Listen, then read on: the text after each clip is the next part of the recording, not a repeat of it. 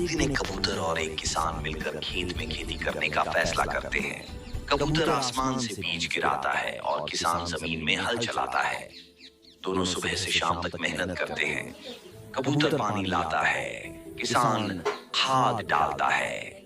कुछ ही दिनों में खेत में हरी भरी फसल लहराने लगती है। कबूतर खुश होकर कहता है, मेहनत कभी बेकार नहीं जाती। किसान मुस्कुराता है, हाँ दोस्त,